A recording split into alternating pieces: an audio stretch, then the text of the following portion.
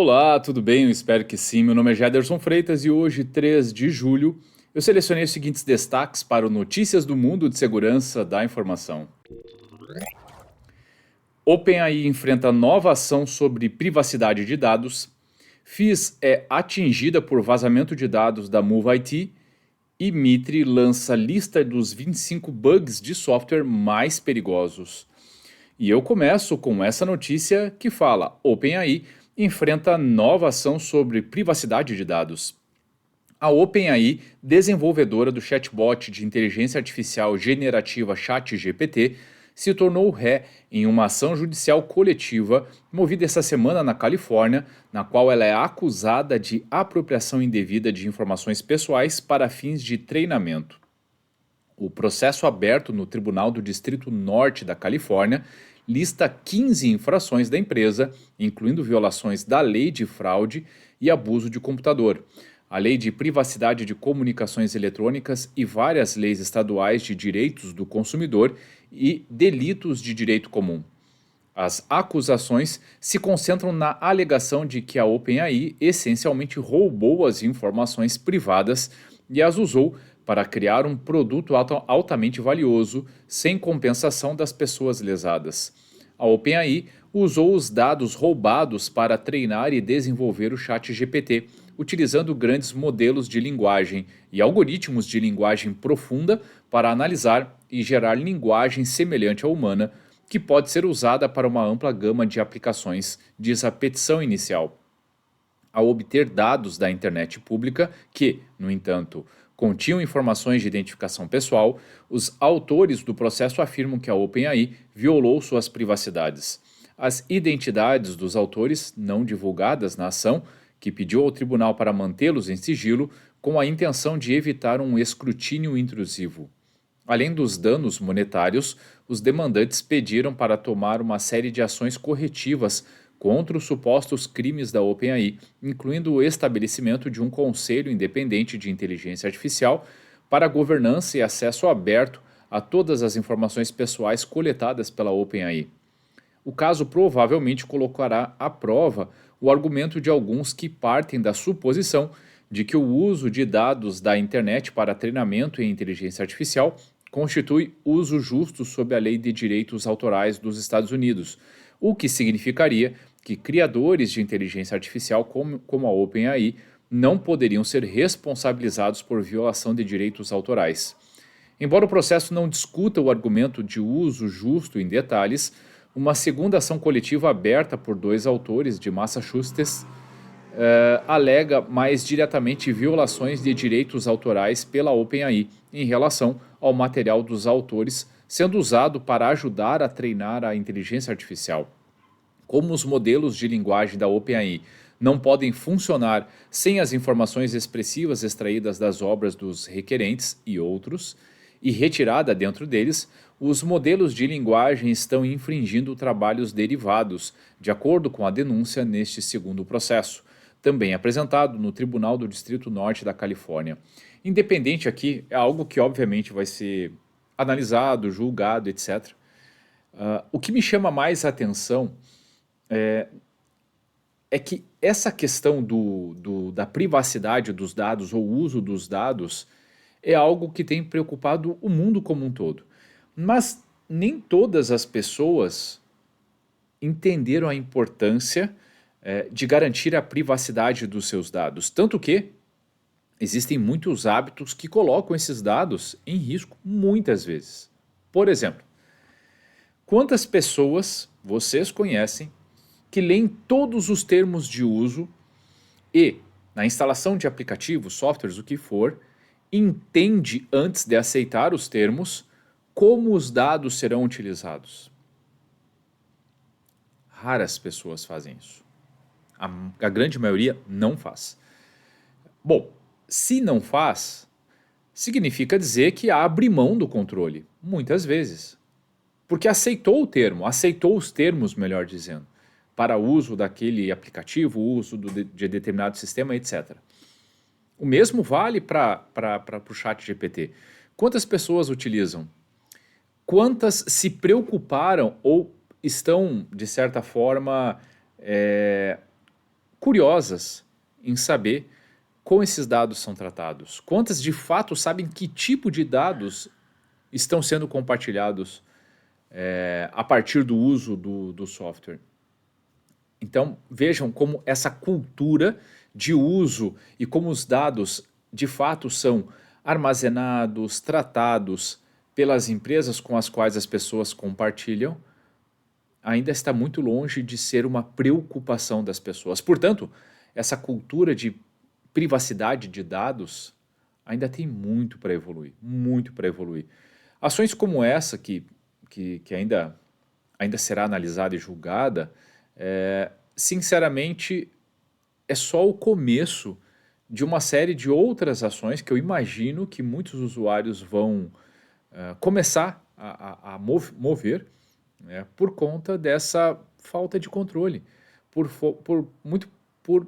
essa uma falta de transparência. Acho que essa é a melhor expressão. Uma falta de transparência, muitas vezes, né, dos dados que de fato são capturados e o que é feito com eles, né? Então, eu acho que esse é um ponto bastante importante. Na segunda matéria de hoje, retirada do portal security-report.com.br, FIS é atingida por vazamento de dados da MOVE-IT. A Fidelity National Information Services, ou FIS, comunicou no dia 30, por meio de nota enviada à Security Report, que foi mais uma das empresas afetadas pelo incidente cibernético envolvendo a MOVE-IT Transfer. Não foi informado o vazamento de documento ou contrato sensível, mas ainda assim, a companhia está monitorando a situação dos clientes diante desta vulnerabilidade. A FIS tranquilizou o mercado brasileiro, informando não haver nenhum cyberataque em andamento, como tem acontecido com alguns dos alvos vazados pelo incidente no produto da empresa Progress Software. Apesar disso, o evento afetou um número limitado de clientes, levando a corporação a manter contato frequente com eles.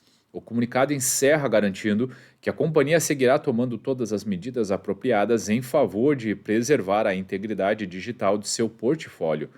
A FIS é mais uma grande empresa cuja operação foi afetada pela exploração de vulnerabilidades Zero Day na ferramenta MOVE-IT Transfer. Entre outras, está a australiana PricewaterhouseCoopers, em que os dados vazados também atingiram parte limitada dos clientes. Além dessas, organizações públicas dos Estados Unidos ligadas ao setor elétrico, à saúde e à educação também enfrentaram problemas. Bom, já trouxe algumas matérias falando de vítimas da exploração dessa vulnerabilidade, que já tem correção, o que me faz acreditar, a matéria não deixa completamente explícito, que essa exploração aconteceu antes da divulgação da correção. Antes da divulgação de que havia um patch que poderia ser aplicado para corrigir a vulnerabilidade. Muitas empresas acabaram sendo vítimas e a maioria das vezes, antes, né, da divulgação da correção, a maioria dos ataques aconteceu através do grupo criminoso de ransomware Clop. Não sei se é o caso, aqui a matéria não cita, não deixa claro e deixa subentendido que o ataque teria acontecido antes da correção. Antes da disponibilização da correção, melhor dizendo. O fato é que muitas empresas ainda não aplicaram a correção. Esse é o grande problema. Trata-se de uma vulnerabilidade simples de ser explorada e que pode trazer grandes impactos.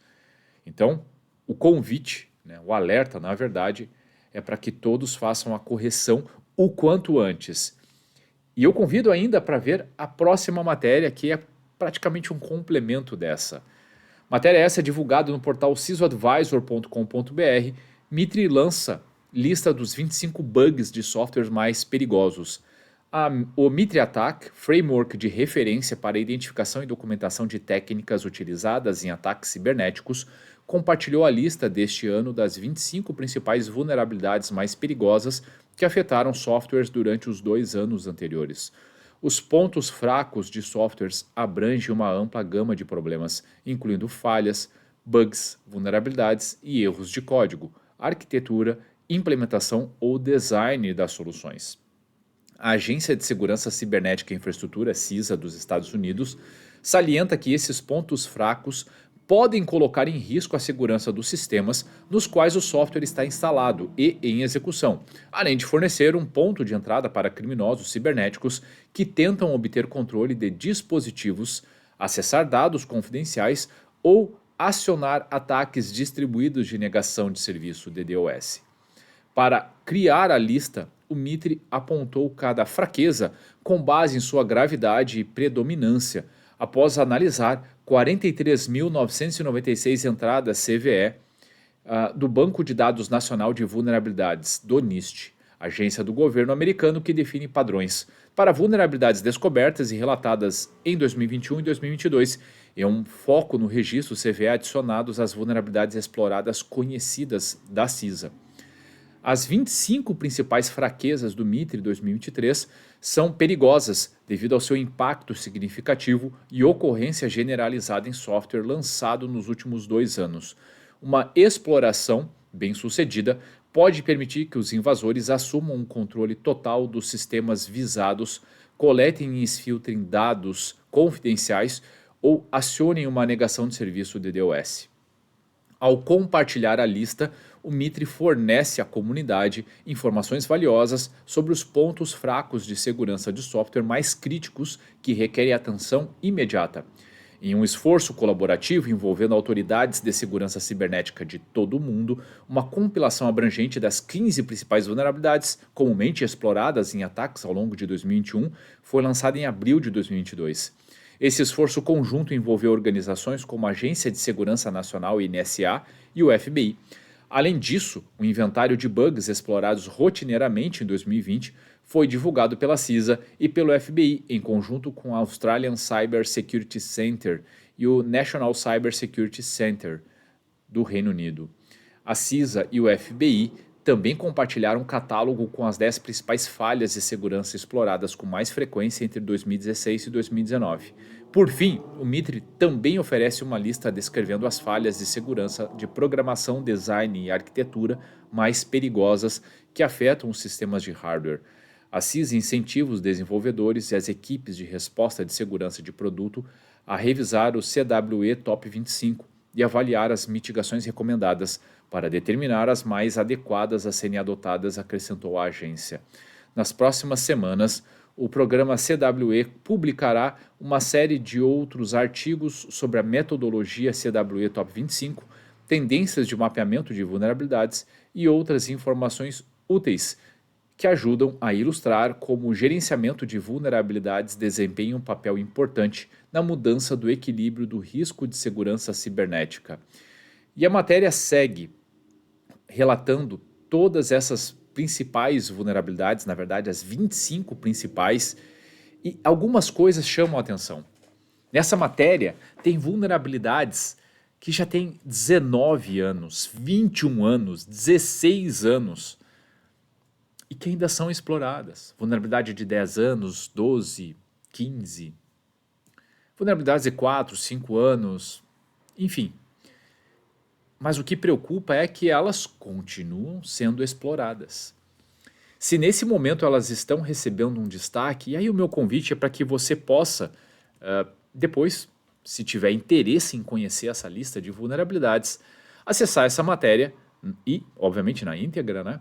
E ao final dela tem a lista divulgada pelo Mitre. Então, portal do cisoadvisor.com.br, Mitre lança a lista dos 25 bugs de software mais perigosos.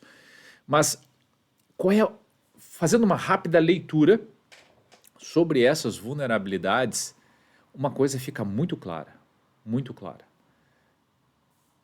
A cultura de correção de vulnerabilidades críticas ainda não existe, infelizmente. Muitas empresas acabam adiando essas correções, não tendo um processo adequado, não tendo condições de testar, assumindo riscos que muitas vezes pode até desconhecer. Nem sabe que essa vulnerabilidade está presente nos serviços. E isso, obviamente, pode os colocar numa situação de risco extremo. Os ataques cibernéticos eles estão acontecendo aos montes, não é à toa. Não é à toa. Isso tem acontecido porque as empresas, e aí órgãos públicos também, não vamos colocar toda toda essa falta de cultura apenas nas empresas privadas, isso estende, obviamente, porque os incidentes têm acontecido em todas as indústrias, em todos os tipos de negócios, inclusive em órgãos públicos. Vocês têm acompanhado isso. Então, eu insisto, esse é um processo que, se você tem dúvida de como implementar ou a melhor forma de implementar, não deixe para o futuro para endereçar esse desafio. Enderece ele hoje. Contrate consultorias especializadas que possam te ajudar a avaliar adequadamente o seu cenário e a propor como endereçar isso da melhor forma, da forma mais ágil possível. Esse é o foco. Processo de gestão de vulnerabilidades que seja ágil, que conheça os seus serviços, que defina os ativos críticos e que consiga endereçar a correção o mais rápido possível. Esse tem que ser o foco. Enquanto isso não acontecer, muitos incidentes se repetirão. E eu digo mais, boa parte dessas vulnerabilidades, elas existem e persistem porque ainda estamos engatinhando nas práticas de desenvolvimento seguro.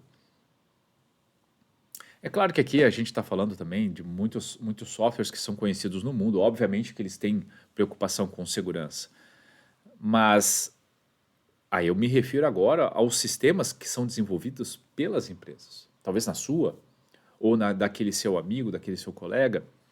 Enfim, quantas empresas desenvolvem sistemas? Será que esses sistemas são realmente seguros?